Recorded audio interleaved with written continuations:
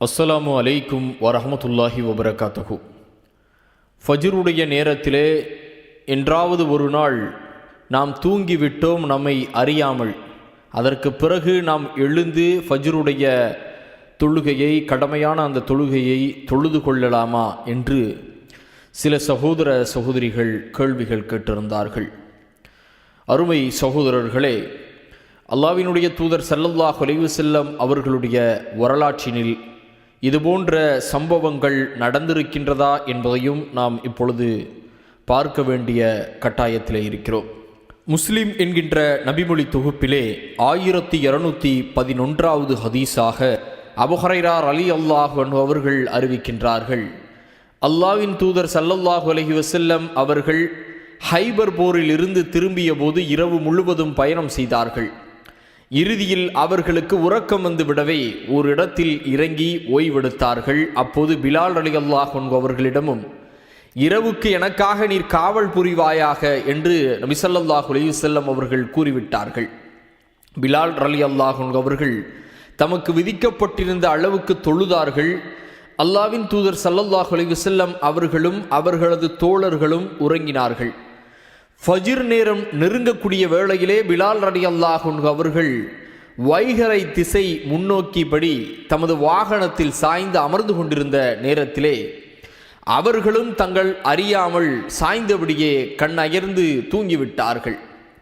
அல்லாஹ்வின் தூதர் ஸல்லல்லாஹு அலைஹி வஸல்லம் அவர்களோ நபி தோழர்களில் எவருமோ சூரிய ஒளி தம் மீது படும் வரை எழவில்லை.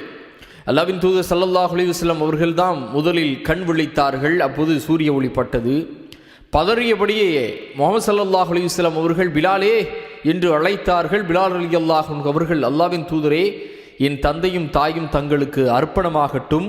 உங்களது உயிர் பிடித்த அதே நாயகன் அல்லாஹ்தான் என் உயிரையும் பிடித்து விட்டான் என்று சொன்னார்கள். அல்லாஹ்வின் தூதர் ஸல்லல்லாஹு அலைஹி வஸல்லம் அவர்கள், உங்கள் வாகனங்களை செலுத்துங்கள் என்று கூற உடனே தங்களுடைய வாகனங்களில் நபித்தோழர்கள் சென்று சிறிது தூரத்தில் சென்றார்கள். பிறகு அல்லாஹ்வினுடைய தூதர் ஸல்லல்லாஹு அலைஹி வஸல்லம் அவர்கள் அந்த இடத்திலே இறங்கி உழு செய்துவிட்டு பிலால் ரலியல்லாஹு அன்ஹு அவர்களிடத்திலே இகாமத் சொல்ல சொன்னார்கள். பிலால் ரலியல்லாஹு அன்ஹு அவர்கள் இகாமத் சொன்னதும் அல்லாஹ்வின் தூதர் ஸல்லல்லாஹு அலைஹி வஸல்லம் அவர்கள் மக்களுக்கு சுபஹு தொழுவித்தார்கள். தொழுது முடித்ததும் அல்லாஹ்வுடைய குர்ஆன் வசனமான 20வது அத்தியாயம் 14வது வசனத்தை ஞாபகப்படுத்தினார்கள். தொழுகையை மறந்துவிட்டவர் நினைவு வந்ததும் அதை தொழுது கொள்ளட்டும், ஏனெனில் அல்லாஹ் என்னை நினைவு கூறும் பொருட்டு தொழுகையை நிலைநிறுத்துவீராக என்று அந்த வசனத்தை அல்லாஹ்வினுடைய தூதர் ஸல்லல்லாஹு அலைஹி வஸல்லம் அவர்கள் ஞாபகப்படுத்தினார்கள். ஆக என்றாவது ஒரு நாள் நாம் ஃபஜ்ருடைய அந்த நேரத்தை தூங்கிவிட்டோம், பிறகு எழுந்தால் சூரியன் உதித்திருந்தது என்றால் நாம் உடனடியாக தொழுது கொள்ள வேண்டும். ஆக இந்த விஷயத்தை நாம் தினமும், அதாவது இப்படி ஒரு சலுகை இருக்கிறது, ஆக நாம் தூங்கிவிட்டு எழுந்ததற்கு பிறகு தொழுது கொள்ளலாம் என்றெல்லாம் எண்ணிக்கொள்ளக்கூடாது. மாறாக ஃபஜ்ருடைய அந்த நேரத்தில் நாம் தொழுது கொள்ள வேண்டும். நேரம் குறிப்பிட்டபடி மூமீன்களுக்கு தொழுகை கடமையாக்கப்பட்டிருக்கிறது. என்றாவது ஒரு நாள் நம்மை அறியாமல் நாம் தூங்கிவிட்டால் தூங்கி எழுந்ததுக்கு பிறகு அதை தொழுது கொள்ளலாம், தொழுக வேண்டும் இன்ஷா அல்லாஹ்.